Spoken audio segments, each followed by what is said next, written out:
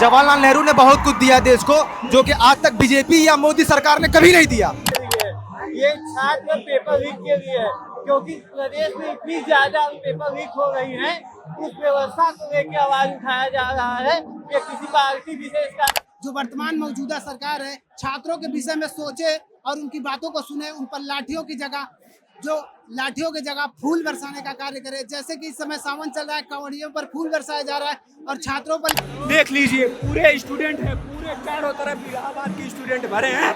आज यहाँ से हम कहना चाहते हैं कि पूरी तरीके से जितनी भी विधानसभा सीट है, बीजेपी एक सीट नहीं निकाल पाएगी पूरे प्रयागराज से। 8 साल में शिक्षक की वैकेंसी नहीं है।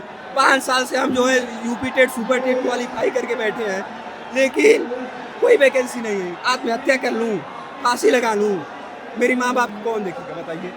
राहुल गांधी को हम यहाँ पर लिख के ले आए हैं, एप्लीकेशन उनको देंगे हम। जो आज का मामला है पेपर लीक मामला है, वैकेंसी नहीं है। उसके बाद अग्निवीर का मामला है, हम उस सब मामले को, छात्रों का एक संगठन आया, हम राहुल गांधी जी को ज्ञापन देंगे, क्योंकि जो नेता राहुल गांधी जी कर रहे हैं जमीनी स्तर पर उतरकर, ऐसा कोई नेता नहीं करेगा। हम छात्र बिना किसी स्वार्थ के यहाँ पर राहुल गांधी जी से मिलने आए हैं अपनी पढ़ाई छोड़कर। मैं बस इतना ही कहना चाहूंगा कि राहुल गांधी की इस बार आंधी आएगी। जय हिंद। जैसे जमीनी स्तर पर कार्य कर रहे हैं, इस वक्त उनका भारत जोड़ो यात्रा हो गया, इसके बाद छात्रों की गूंज कार्यक्रम हो गया, ऐसे कोई नेता नहीं करता है। हम लोगों के बीच आ रहे हैं, यही बहुत बड़ी बात है। हम लोगों की बात सुन रहे हैं और कोई नेता हमारी बात नहीं सुन रहा है, हमें लाठियां दे रहा है। अभी जंतर मंतर पर आपने देखा कि छात्रों को बेरहमी से पीटा गया।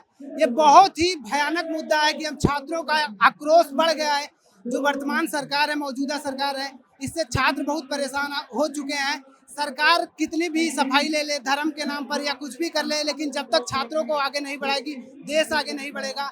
मैं यही कहना चाहूंगा कि अभी भी समय है, जो वर्तमान मौजूदा सरकार है छात्रों के विषय में सोचे और उनकी बातों को सुने, उन पर लाठियों की जगह फूल बरसाने का कार्य करे। जैसे कि इस समय सावन चल रहा है, कांवड़ियों पर फूल बरसाया जा रहा है और छात्रों पर लाठी। सरकार का यही मेन मुद्दा है कि हम छात्रों को अपने मुद्दे से, एजुकेशन से भटकाया जाए। मैं बस यही कहना चाहूंगा कि सरकार अपने हम बताना चाहते हैं, ये जो पूरी कार्यक्रम है न किसी पार्टी का है, न यहाँ तक ये कांग्रेस पार्टी का भी कार्यक्रम नहीं है। ये पूरा जो कार्यक्रम है छात्रों का कार्यक्रम है। एक भी देख लीजिए पूरे स्टूडेंट हैं, पूरे चारों तरफ इलाहाबाद के स्टूडेंट भरे हैं। आज यहाँ से हम कहना चाहते हैं कि पूरी तरीके से जितनी भी विधानसभा सीट है, बीजेपी एक सीट नहीं निकाल पाएगी पूरे प्रयागराज से। छात्र पूरी तरीके से 14 साल में बीजेपी ने जो अच्छे दिन का वादा दिखाया था ना छात्रों को ना, वो 2 करोड़ नौकरी कहाँ गई? 2 करोड़ नौकरी कहाँ गई बताइए?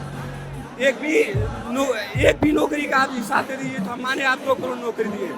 छात्रों का जिस तरीके से आपकी पार्टी ने, आप लोगों ने बहकाने का काम किया है ना, छात्र पूरी तरीके से तैयार है आपका हिसाब लेने के लिए 2027 में। और जो पुलिस प्रशासन को, जो जनता की सुरक्षा के लिए जिसको करनी चाहिए, वो जो है जनता के साथ जो अभद्र व्यवहार कर रही है, जो भी बेरोजगार युवा अपना कोई रोजगार खोलना चाहते हैं तो उनके साथ बदसलूकी की जाती है। पुलिस प्रशासन एक प्रकार से हफ्ता वसूलने का काम करती है। ये हम उत्तर प्रदेश सरकार से कहना चाहते हैं, अपने प्रशासन को सुधार लीजिए। लॉ एंड ऑर्डर मेंटेन करने का काम है, हमारे टैक्स से उनका वेतन मिलता है, न कि हमसे हफ्ता लें। हम अपना बिजनेस स्टार्ट किए थे, पुलिस प्रशासन ने हमारा बिजनेस जो है बंद कराया है। पुलिस प्रशासन 8 साल से शिक्षक की वैकेंसी नहीं आ रही है। C TET UP TET qualify है, आज 5 साल से वेट कर रहे हैं, लेकिन वैकेंसी नहीं है। क्या करें बताइए? आत्महत्या लगा ले, फांसी लगा ले। अरे यार, अच्छे दिन का वादा दिखाए थे, कम से कम मेरा गरीबी दिन लौटा दो, उसमें हम खुशी थे। अपना पेट भरने के लिए कमाई नहीं कर पा रहे हैं। पेट भरने के लिए 90% जनता यही हाल है। देश की स्थिति बहुत गड़बड़ हो चुकी है, बहुत पद से ज़्यादा बेहतर। इतनी स्थिति गड़बड़ हो चुकी है कि इसको भरपाई करने के लिए कांग्रेस को कम से कम 5 साल कंटिन्यू काम करना पड़ेगा, जमीन पे उतर कर। ये स्थिति हो गई है। जहाँ भी जिस कार्यालय में, जब हम अपने पिताजी का डेथ सर्टिफिकेट बनवाने गए थे, वहाँ पे भी हमसे घूस मांगा गया तहसील में। बताइए, मरे हुए इंसान को भी ये सब नहीं छोड़ते हैं। पूरा करप्शन का सिस्टम बना दिया है। किस प्रकार से सरकार चला रही है हमको पता नहीं है। आज मेरा पूरा ही दिल लौटा दो यार। मेरी माँ अकेले 5 परिवार को खिलाती थी, आज हम 2 भाई हैं, लेकिन पूरा परिवार नहीं चला पा रहे हैं। 2014 से पहले मेरी माँ पूरी परिवार को चला देती थी। 3 बहन 2 भाई 1 पिता। मेरे पिताजी थोड़े मेंटली रूप से डिस्टर्ब थे, लेकिन आज हम 2 भाई अपनी माता को जो दवा का इलाज नहीं करा पा रहे हैं। यार अच्छे दिन का वादा दिखाए थे, कम से कम मेरा पूरा ही दिल लौटा दो यार, वही सही था यार। सरकार का कहना है कि जीडीपी बढ़ रही है, हम $5 ट्रिलियन की। अरे जीडीपी बढ़ा के क्या करेंगे आप? 90% जनता यहाँ जो है खाना खा नहीं पा रही है। एक दिन का खा रही तो अगले दिन का सोच रही हो कैसे व्यवस्था करेगी। 80% जनता राशन में पल रही है। एक हिस्सा भी जमीन नहीं है, राशन पे जीवन चलता है, वो भी 20 दिन के अंदर खत्म हो जाता है। और यहाँ की अगर आप कहीं जो है कि बैरिकेडिंग के कहीं बाहर रोड पे आप ठेला वोला कुछ लगा लेते हो, पुलिस आती है हटा देती है, बोलती है यहाँ इलीगल है। वही जो पैसा देते हैं उनका चलता है, जो पैसा नहीं देते उनका नहीं चलता है। पुलिस प्रशासन का एक कर्तव्य है जो है कि जो बेसहाय है, लाचार है, उनकी मदद करे और उनका सपोर्ट करे, उनको आगे बढ़ाए, न कि सरकार का जो है कि काम करना जो है कि जो लाचार जो मजबूर है उनके साथ खड़ा होने का काम। इसलिए पुलिस प्रशासन को नियुक्त किया है, न कि सरकार का जो पार्टी के एक कार्यकर्ता के रूप में कार्य करने के लिए नियुक्त किया गया। आप हम लोगों के टैक्स के पैसे से वेतन लेते हैं, न कि आपको सरकार वेतन देती है। जनता टैक्स देती है तो जनता के लिए आप काम करिए, न कि नमक हरामी करिए। विरोध प्रदर्शनों पे सरकार मुकदमे लिखती है, वहीं सरकार दूसरी तरफ धर्म यात्रा कांवड़ियों के लिए फूल बरसाती है। इस सिस्टम को किस तरह देखें? क्या छात्रों का मुद्दा जो है राजनीति में प्रभावित? ये सरकार पूरी तरीके से चाहती है कि भारत की लगभग 90% जनता अशिक्षित हो जाए। हम जहां बोले हमारे पार्टी का झंडा धोने के लिए तैयार रहे, हम जहां कहे वोट देने के लिए तैयार रहे, 1500 में बिक जाए और हम जिस तरीके से कहे उस तरीके से चले। इसी उद्देश्य से उत्तर प्रदेश में लगभग 90,000 स्कूलों को बंद कराया गया। हम भी प्राइमरी स्कूल से पढ़े हैं यार, प्राइमरी स्कूल से पढ़े हैं। जिस समय हम पढ़ते थे 500, 600 बच्चे रहते थे प्राइमरी स्कूल में। आज तुमने एक कंडीशन बना दिया है कि 30-40 बच्चे भी नहीं है प्राइमरी स्कूल में। कहाँ ले जाना चाहते हो यार? हमको विकसित भारत का सपना दिखा के और अपनी जो ट्रोल आर्मी लगा के विकसित भारत का सपना दिखा के हमको गरीबी में ढकेलने का काम किए है आप लोगों ने। पूरी तरीके से बीजेपी जो बोलती है उसका उल्टा करती है। उनके कथनी और करनी में अंतर है। वो जो कहती है वही नहीं करती है, जो नहीं कहती वही करती है। बोलती थी कि किसानों की आय दुगनी हुई, नहीं हुई। छात्रों को हर साल 2 करोड़ नौकरियां दिया जाएगा। आप बता दीजिए किसी भी साल 1 करोड़ आपने नौकरी दिया हो? कहाँ दिए? 8 साल में शिक्षक की वैकेंसी नहीं है। 5 साल से हम जो है UP TET super TET qualify करके बैठे हैं, लेकिन कोई वैकेंसी नहीं है। आत्महत्या कर लूँ, फांसी लगा लूँ, मेरी माँ बाप कौन देखेगा बताइए? थोड़ा सा कम लिखा है, सिंहासन हिलेगा नहीं, सिंहासन बदलेगा। क्योंकि बच्चों के पास यहाँ रोजगार के बजाय सर्वाइवल की समस्या आ गई है।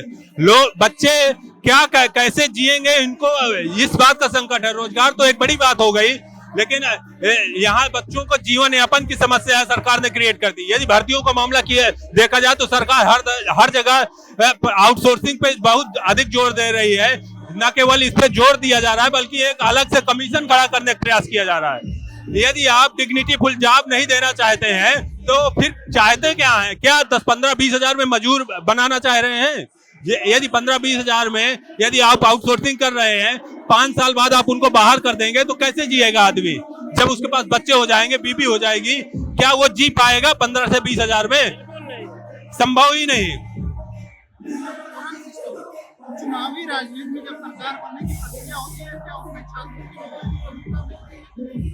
ये बिल्कुल हाँ, चुनावी राजनीति में छात्र का मुद्दा अभी तक नहीं था, अब ये चरम पे पहुंचा है। अभी तक क्या है कि छात्र और अन्य लोग इनके मीडिया के बहकावे में थे, लेकिन अब सबका दिमाग खुल गया। यदि आज से 5 साल पहले की बात देखा जाए तो काफी हद तक हमारे दोस्त जो थे वो बीजेपी की बात कह रहे थे। अब उस पर 80% जो युवा बच्चे हैं जो तैयारी कर रहे हैं, इवन गांव में रहते हैं, वो सब बहुत भद्दी भद्दी गालियां देते हैं। वो छोड़िए, मतलब कोई भी पक्ष, यदि आप बीजेपी का पक्ष में नाम ले लीजिए तो आप आधा घंटे 1 घंटे मतलब आलोचना सुनेंगे, कम से कम आलोचना। गालियां सुने तो डिफरेंट थिंग है। आपको क्या लगता है जो आने वाली जेन जी है या जेन अल्फा है, उसके धर्मेंद्र प्रधान के इस्तीफे के बाद एक देश में इकोसिस्टम बना, लगातार विरोध हो रही है। नहीं, जो जंतर मंतर में विरोध हुआ उसका एक बहुत बड़ा फायदा ये हुआ कि लोगों के अंदर से डर खत्म हो गया। उसमें 2-4 ऐसे वाकया हुए जैसे कि इनका लट चलाना है, एक सीमा के परे आप किसी को सप्रेस करेंगे, उसके बाद वो बाउंस बैक मारेगा। ये जंतर मंतर का आंदोलन ऐसा रहा कि आपके स्प्रिंग को प्रेशर करने का वो आखिरी सीमा थी, उसके बाद वो बाउंस बैक होगा और जनता स्वतंत्रता और स्वतंत्र अपने बोलने की आजादी को पुनः उपयोग करेगी। और अब उनको आप लट और तानाशाही से दबा नहीं पाएंगे। ये गलतफहमी सरकार को हटा देनी चाहिए। अभी भी योगी सरकार में विरोध प्रदर्शन पर छात्रों के मुकदमे लिखे जा रहे हैं। हाँ। और छात्र इसका कैरियर है, नहीं, मुकदमे इसलिए करना है क्योंकि नहीं, न केवल मुकदमे लिखे जा रहे हैं, समय समय पे विभिन्न आयोगों द्वारा इस बात की नोटिस निकाली जाती है कि आप यदि भर्ती परीक्षाओं के भ्रष्टाचार पे यदि कोई बात करेंगे तो फिर आपके खिलाफ FIR किया जाएगा। हाल ही में लेखपाल भर्ती की परीक्षा थी, उसमें आशुतोष पांडे नामक एक छात्र ने अधीनस्थ सेवा चयन आयोग के खिलाफ बोल दिया, उसके खिलाफ FIR कर दी है और उसके बाद उसको कई दिनों तक जेल में रखा गया, और सिर्फ इसलिए क्योंकि उसने आलोचना कर दी। आलोचना से, और जबकि होना क्या चाहिए था, यदि लेखपाल भर्ती में किसी सेंटर पे कहा गया था कि ये आपने देर तक उनको क्यों बैठाए रहा, क्या आप भ्रष्टाचार का मामला था, आप CCTV आपके पास है, क्यों नहीं सार्वजनिक कर दिया? आखिर ये CCTV ट्रेजरी कॉपी आखिर किस लिए आप रख रहे हैं? सिर्फ दिखावे के लिए? क्यों नहीं इनको सार्वजनिक कर देते हैं? जब आप फाइनल रिजल्ट निकालें, OMR ट्रेजरी और जो भी आपके डॉक्यूमेंट है सार्वजनिक कर दीजिए ना। लोकतंत्र की बात करते हैं, लोकतंत्र में बोलने का अधिकार है। क्या आपको लगता नहीं कि सरकारें लोकतंत्र में डर का एक माहौल बना रही है? नहीं, जिन भी सरकारों के अंदर थोड़ा सा भी तानाशाही होती है, दुनिया का इतिहास रहा है, वो डिसेंट की आवाज को दबाती हैं और डिसेंट सुनना ही नहीं चाहती। जब आप विरोध करना चाहेंगे, उनके बातों उनको कारपड़ापी पे सवाल उठाएंगे तो कोई भी विरोध करना चाह रहा है। नहीं, अभी आपने कल देखा होगा CBI ने नीट एग्जाम का जांच किया है, पता चला है कि उसमें 3 विशेषज्ञ NTA के ही थे। तो इसका मतलब NTA के पहले पूरी तरह से बैन कर देना चाहिए। NTA के जो 3 उसके अधिकारी थे, उन्होंने उसमें दोषी पाए गए हैं, 3 के तीनों दोषी पाए गए हैं। वो कहते हैं ना, एक मछली पूरे तालाब को गंदा कर देती है, तो सिर्फ धर्मेंद्र प्रधान के इस्तीफे से कुछ नहीं होगा। NTA को बैन करके नए सिरे से NTA का गठन किया जाए, उसमें उच्च पढ़े लिखे अधिकारियों विशेषज्ञों को रखा जाए। अभी आपके बीच में एक भाई ने जूनियर असिस्टेंट का पेपर दिया था, उसमें AI से सवाल किया गया था, उसमें बहुत सारी त्रुटियां थी। अगर आपको AI से ही पेपर बनाना है तो विशेषज्ञों को हटा दीजिए, क्योंकि AI के द्वारा जो ट्रांसलेट किया जाता है इंग्लिश का हिंदी में, वो हिंदी मीडियम के लड़कों को बहुत ही ज्यादा कठिनाई होती है। इसलिए सरकार से गुजारिश है कि अच्छे से विशेषज्ञों के द्वारा पेपर बनाया जाए। और ये अभी SSC DD का पेपर लीक हुआ है, आप देखे होंगे, और ऐसे तमाम से पेपर लीक हुए हैं। और हम चाहते हैं कि राहुल गांधी जी इस मुद्दे को संसद में उठाएं, हम युवाओं का आवाज बने, जिससे हमको एक नई शिक्षा, क्योंकि हम पढ़ेंगे लिखेंगे नहीं तो मेरा भविष्य अंधकार में चला जाएगा। इसलिए हम चाहते हैं कि राहुल गांधी जी हम युवाओं का आवाज संसद में उठाएं, बेहतर एजुकेशन लाए। सरकार किसी की भी हो, BSP की हो, कांग्रेस की हो, BJP की हो, लेकिन एजुकेशन सिस्टम अच्छा होना चाहिए। एजुकेशन अच्छा होगा, हेल्थ अच्छा होगा, किसान मजबूत होगा, मजदूर मजबूत होगा, तब ये देश तरक्की करेगा। इस देश में क्या आपको लगता है बिना पॉलिटिकल सिस्टम में चेंज के चीजें भाजपा से लागू? नहीं, इस पूरे सिस्टम को चेंज करना होगा, नए सिरे से करना होगा। इसमें एक ही पार्टी को दोषी ठहराया नहीं जाता, इसमें तमाम राज्यों के पार्टियों को दोषी पाएंगे आप। इसलिए मेरा उम्मीद है कि एक नई एजुकेशन लाई जाए, और नए सिरे से हर एक राज्य उसको अपनाए और पेपर सही तरीके से कराए ताकि किसी के लड़कों की भविष्य खराब ना हो। आप देखते होंगे पेपर लीक की वजह से नीट में 22 लड़कियों ने आत्महत्या कर दी। अब उसमें ये पाया गया है कि नीट के जो एजुकेशन मिनिस्टर थे धर्मेंद्र प्रधान, उन्होंने इस्तीफा तो दे दिया, लेकिन उस 22 परिवारों का क्या होगा? उनको उचित मुआवजा मिला? नहीं मिला। उनके परिवारों को नौकरी मिला? नहीं मिला। इसलिए हम चाहते हैं एक अच्छा एजुकेशन मिले सरकार देश में, बच्चों का भविष्य बेहतर हो। बस यही एक उम्मीद है।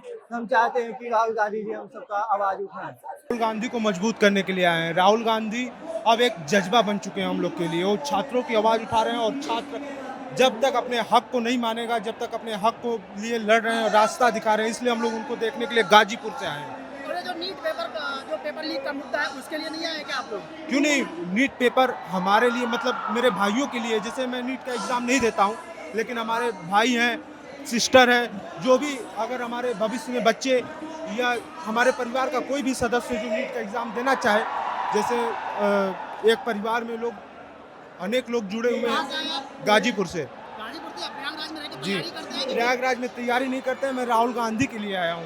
गाजीपुर से चल के आओगे? जी, राहुल गांधी के आप लिए। कहाँ से आए भैया? जी, मैं प्रयागराज का लोकल निवासी हूँ और मैं पेशे से एडवोकेट हूँ। हाँ हाँ। हाँ जी, आप क्या पूछना चाहते हैं? बाकी जो पेपर लीक का मुद्दा है, जो छात्रों की गूंज का कार्यक्रम जी, पेपर लीक का मुद्दा देश का सबसे बड़ा मुद्दा है, क्योंकि अगर शिक्षा व्यवस्था अच्छी रहेगी, शिक्षा बढ़ेगा, तभी देश आगे बढ़ेगा। मेरे मानने में शिक्षा से बड़ा मुद्दा देश के लिए और कोई मुद्दा नहीं हो सकता।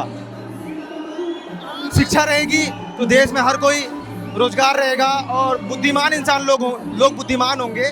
और आप इससे बड़ा मुद्दा और क्या ही लेंगे, आप बताइए। इस कार्यक्रम को कैसे देखते हैं? जी, इस कार्यक्रम को कैसे देखते हैं? इस कार्यक्रम को मेरा नजरिया जो है, इस कार्यक्रम को हम देखते हैं कि हमारा संगठन वापस आ रहा है। जो लोग भूले भटक गए थे, जिनका वोट इधर उधर जा रहा था, बीजेपी को जा रहा था, अन्य पार्टियों को जा रहा था, अब वो वापस आ रहे हैं, उस पार्टी के पास वापस आ रहे हैं जिन्होंने संविधान की रचयिता की। कांग्रेस के टाइम में कांग्रेस ने ही संविधान की रचयिता की और कांग्रेस ने संविधान का उत्थान हुआ कांग्रेस सरकार में।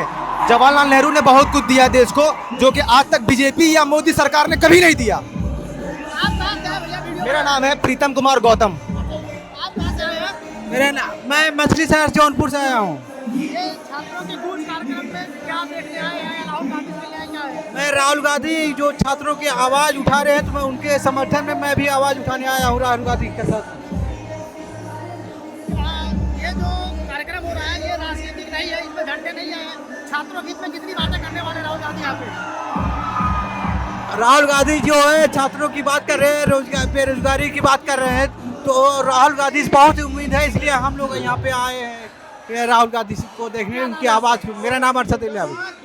सर, हम इस सरकार और उत्तर प्रदेश शिक्षा सेवा चयन आयोग के डिजिटल इंडिया को दिखाने के लिए आए हैं और इस शिक्षा सेवा चयन आयोग में जो अनियमितताएं हो रही हैं उस अनियमितता को हम दिखाने के लिए आए हैं कि हम छात्रों के साथ कितना दुर्व्यवहार किया जा सकता है। सर, मैं विज्ञापन संख्या 51 असिस्टेंट प्रोफेसर, इसका विज्ञापन 2022 में आता है, इसका परीक्षा अप्रैल 2025 में कराया जाता है। इसमें रैंडमाइजेशन जैसी सामान्य प्रक्रिया नहीं अपनाई जाती है और भयंकर रूप से सामूहिक नकल किया जाता है, जिसमें 4-4, 5-5 के ग्रुप में लोग पास होते हैं। इसके साथ साथ पेपर आउट की भी घटना सामने आती है, जिसमें संविदा कर्मचारी बाबूबाजी का नाम आता है और हाईकोर्ट के हलफनामे में 19 अभ्यर्थियों का नाम और रोल नंबर के साथ भी डिटेल आता है।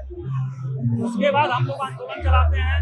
हमारे आंदोलन के बाद सरकार 1 साल बाद जागती है और उस परीक्षा को निरस्त करती है। उस परीक्षा को निरस्त करने के बाद आयोग अप्रैल 2026 में दोबारा परीक्षा कराता है और आयोग के द्वारा दोबारा परीक्षा कराने में हमें डिजिटल इंडिया का भयानक रूप देखने को मिलता है, जिसमें हिंदी माध्यम का छात्र अपने आप को ठगा हुआ महसूस कर रहा है। ये भूगोल विषय का पेपर है, जिसमें हम एक पेज पर आपको हिंदी माध्यम के छात्रों के साथ कितना दुर्व्यवहार हुआ है उस चीज को हम दिखाना चाहेंगे। सर, इसमें चोरोप्लेथ मैपिंग एक शब्द है, जिसका हिंदी रूपांतरण इन्होंने चोरोप्लेथ मानचित्र किया हुआ है। ओरोक्रोमेटिक मैप का हिंदी रूपांतरण इन्होंने चोरोक्रोमेटिक किया हुआ है। महाद्वीपी मग्न तट को महाद्वीपी अलमारी लिखा हुआ है। क्रस्टल मूवमेंट का हिंदी रूपांतरण क्रस्टल आंदोलन किया हुआ है। मतलब अब पृथ्वी की क्रस्ट भी आंदोलन कर रही है उत्तर प्रदेश में। स्टेप माइग्रेशन का हिंदी कदम स्थानांतरण लिखा हुआ है। और सर से बस यही उम्मीदें हैं कि एजुकेशन सिस्टम सही होना चाहिए। हम लोग उससे बहुत त्रस्त हैं, खासतौर से उत्तर प्रदेश में जिस प्रकार का सिस्टम बन गया है। उत्तर प्रदेश अधीनस्थ सेवा चयन आयोग पूरी तरह से मुर्दा हो गया। 2023 की वैकेंसी अभी तक क्लियर नहीं हुई, जिसमें सबसे बड़ी वैकेंसी थी जूनियर असिस्टेंट की 55 से 12। उसमें मैं खुद पीड़ित हूँ। टाइपिंग टेस्ट पास कर चुका हूँ, डॉक्यूमेंट वेरिफिकेशन हो चुका है, लेकिन अभी तक रिजल्ट नहीं आया। वैसे ही 2024 की दूसरी जूनियर असिस्टेंट की वैकेंसी थी 3284, उसमें भी सब कुछ हो गया, लेकिन अभी टाइपिंग का डेट येलो नहीं दिए। यूपीटीपीएससी जो कैलेंडर जारी करती है, उस कैलेंडर पे खुद नहीं खरा उतर पाती है और कैलेंडर को ही आगे बढ़ा देती है। पहले टाइपिंग की डेट ये लोग बोले मई जून में होगा, अब दिसंबर भी कह रहे हैं। कोई भरोसा नहीं कि ये लोग करवाएंगे भी कि नहीं। हम लोग की एज बढ़ती जा रही है। पेपर लीक का जो मुद्दा है वो छात्रों को किस तरह से प्रभावित कर रहा है, उसका उनके जीवन में क्या प्रभाव पड़ रहा है? पेपर लीक ही तो हम लोग के जीवन का सबसे बड़ी त्रासदी है। उससे बड़ी त्रासदी कुछ नहीं हो सकती। हम लोग अपने जीवन का सबसे बहुमूल्य समय दे रहे हैं कि हम लोग सरकारी नौकरी करेंगे, परिवार की स्थिति ठीक करेंगे, लेकिन जिस तरीके से पेपर लीक हो रहे हैं, आए दिन पेपर लीक हो रहा है। लेखपाल में भी जिस प्रकार की पेपर लीक हुआ, सरकार और आयोग मानने को तैयार नहीं है। हम लोग आए दिन आयोग पहुँच रहे हैं, आयोग मेरी बातों को टाल रहा है। मैं देखिए, हम लोग का यहाँ का जो उत्तर प्रदेश की चारों संस्थाएं हैं, शिक्षा चयन आयोग, हाँ, पुलिस प्रोन्नत बोर्ड, यूपी SSSC, तो इन सब लोगों की, हम लोग यूपी SSSC की ये लड़ाई हम लोग जो लगातार लड़ रहे हैं, वही मुद्दों के साथ हम लोग आगे आए हैं। अभी लगातार short listing, waiting list UP SSSC की कई वैकेंसीज हैं जिनका रिजल्ट नहीं आया है, नियुक्ति नहीं मिल रही है। ये तमाम लेखपाल का मुद्दा है, जो पेपर कई जगह सेंटर्स लेट से निकले हैं छात्र। उन सब मुद्दों को लेकर हम लोग लगातार लड़ रहे हैं। उसी सब को लेकर हम लोग आए हैं यहाँ पे अपनी बात रखने के लिए। ये हम लोगों का मुद्दा वही है और हम लोग प्रयास कर रहे हैं कि हमारे जो मुद्दे हैं वो राहुल गांधी तक पहुँचे, ताकि हमारी आवाज़ उठ सके। क्या लगता नहीं आपको कि कांग्रेस की जो यहाँ की लोकल बॉडी है उससे पहले कनेक्ट करना चाहिए था यहाँ के नहीं, छात्रों से, और उन मुद्दों को लेकर एक देखिए, लोकल बॉडी जो है वो क्या कर रही है उससे नहीं, मतलब वो कनेक्ट किया गया है, लेकिन राहुल गांधी जी बताया गया शायद मिलेंगे नहीं प्रतियोगी छात्रों से। अब देखिए क्या होता है, लेकिन हम लोग प्रयास करेंगे कि हमारी बात वहां तक पहुंचे। इलाहाबाद में राहुल गांधी आ रहे हैं, पूर्वांचल का एक बड़ा गढ़ है, यहाँ पे कांग्रेस की तरफ से जो कहा गया है कि 250 जिलों से लड़के छात्रों को बुलाया जा रहा है, तो आपको लगता नहीं था कि प्रतियोगी के छात्रों के मुद्दे को एक अहम मुद्दा देना चाहिए? जब कांग्रेस नारा दे रही है सिंहासन मिलेगा जॉब नहीं, तो हम ये देखिए, आप लोगों को भी पता है कि लगातार मैं लड़ रहा हूँ सरकार से, कई बार जेल जा चुका हूँ, तो ये मैं चाहता हूँ कि हम लोगों को मौका मिले कम से कम अपनी बात रखने का, इसीलिए हम लोग लगातार कर रहे हैं। किस तरह से देखते हैं राहुल गांधी के इस पूरे कार्यक्रम? मैं देखिए, इस बात की खुशी है कि कोई नेता है जो छात्रों की बात कर रहा है, तो ये अच्छी बात है कि हम छात्रों की बात की जा रही है, छात्रों के लिए आवाज उठा रहे हैं। अब जरूरत है कि कोई प्रतियोगी छात्रों की आवाज उठाए कि पेपर आउट न हो, ये धांधली बंद हो, भ्रष्टाचार को रोका जाए, छात्रों के साथ न्याय हो, अन्याय न हो और लोकतंत्र जिंदा रहे। हम जैसे लोगों का आंदोलन करने में गला न दबाइए।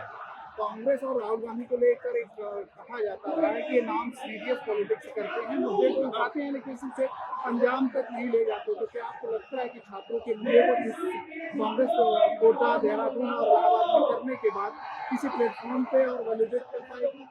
देखिए, छात्रों की बात जो करता है वो समझ लीजिए कि देश के युवाओं की बात कर रहा है, तो हमें लगता है कि कहीं न कहीं न्याय होगा। और राहुल गांधी जी, देखिए, मैं राजनीतिक टिप्पणी नहीं करूंगा कौन क्या कैसे है, लेकिन एक बेहतर इंसान है, वो अगर अच्छा काम करेंगे तो भविष्य में हो सकता है कि आगे बढ़े। सबका अपना मुद्दा है, लेकिन हमें केवल अपने मुद्दे से मतलब है, हमें किसी राजनीतिक टिप्पणी से हम बचना चाहेंगे, कोई लेना देना नहीं। हमारा मानना है कि हमें न्याय मिलना चाहिए प्रतियोगी छात्रों को। हमारा ये सिर्फ न हो कि छात्रों का है, बस छात्र ही सीमित तक रहे, हमारी आवाज भी पहुंचनी चाहिए। आखिरी सवाल मेरा ये है कि जब हम कहते हैं कि ये राजनीति का मुद्दा नहीं है, राजनीति से बाहर है, तो बिना क्या राजनीतिक सिस्टम में, इलेक्टोरल सिस्टम में आए हुए कोई बदलाव भारत जैसे देश में संभव है? नहीं, बिना राजनीति का कुछ भी संभव नहीं है। राजनीति जरूरी है, राजनीति में सही लोगों की जरूरत है। तो जब हम कहते हैं कि ये राजनीति से दूर रहना चाहिए, इसमें राजनीति हो रही है, हमारा आशय क्या होना चाहिए, हम क्या कहना चाहते हैं? नहीं, इसमें देखिए ये राजनीति कर रहे हैं नहीं, अगर कोई मुद्दा कोई राजनीतिक व्यक्ति नहीं उठाएगा, कोई बड़ा नेता नहीं उठाएगा, कौन सुनेगा? हम तो उठा रहे हैं ना, हमको तो जेल में बंद कर देते हैं 15 दिन 20 दिन, लेकिन कोई बड़ा नेता अगर उठाएगा तो उसको लोग सुनेंगे, सरकार पे एक दबाव बनेगी। राजनीति बेशक होनी चाहिए, शिक्षा, रोजगार, स्वास्थ्य, इन सब पे नहीं होगी तो किस पे होगी राजनीति? ये तो होना चाहिए ना, ये सब तो बेहतर चीजें हैं, इस पे तो बहुत जरूरी है राजनीति। अगर इस पे आवाज नहीं उठाएंगे, राजनीति वाले लोग चर्चा नहीं करेंगे तो किस पे बात करेंगे? धर्म और जाति पे कितनी लड़ाई लड़ेंगे आप? जंतर मंतर पे एक प्रदर्शन हुआ, उसके बाद देश में एक इकोसिस्टम बना, लगातार विरोध प्रदर्शन। इस सब प्रदर्शनों में आपके ट्वीट पे मुकदमे लिख दिए जाते थे, तो क्या लगता है आपको कि थोड़ा सा जो प्रदर्शन का स्पेस है वो बना है? थोड़ा सा बना है, एक दबाव है सरकार पे कि अगर बहुत गला दबाने की प्रयास हम करेंगे तो लोग सड़क पे उतरेंगे, अपने अधिकारों के लिए लोग लड़ेंगे। तो थोड़ा सा नहीं, बहुत दबाव बना है, बना रहना चाहिए दबाव। और ये युवाओं की बात है, अगर युवाओं की कोई भी मुद्दा है तो उसको सरकार को सुननी चाहिए, नहीं सुनेगी तो कोई ना कोई तो आएगा जो सुनेगा ना।